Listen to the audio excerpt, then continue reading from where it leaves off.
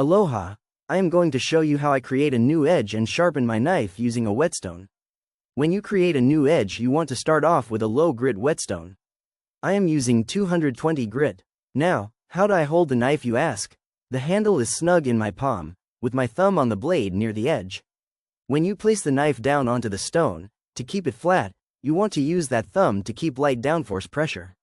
With your other hand, place it on the part of the blade that you are going to work on.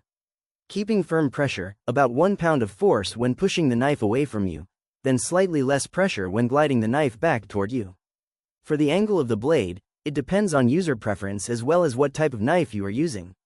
For example, you don't want a super fine thin edge on a cleaver, when you're going to be using it to break through bones. What's important about the edge angle is you want to keep it the same throughout the entire blade and even on both sides. One tip is to keep your wrists locked. Don't allow your wrists to bend. Use your elbow and shoulders to move the knife, like you're doing the running man.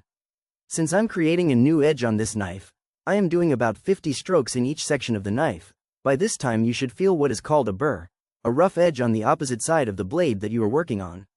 When you do, flip the knife over and repeat the same amount of strokes you did on the other side. Flip the knife over and repeat maybe 2 to 3 times, each time lower the stroke count, for example 50, 20, 10. This will help ensure that the blade is even on both sides.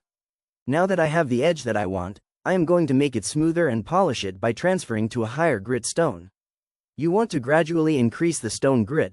The next stage one recommend is 600 to 1000 grit stone. I am using 800, then 1000. Repeat the stroke amounts. You can start from 20 or 30, then work your way down to 5 or 10. Finally, I am using a 4000 grit stone to polish off the edge. On this high grit of a stone you can use half the amount of pressure compared to the lower grit stones.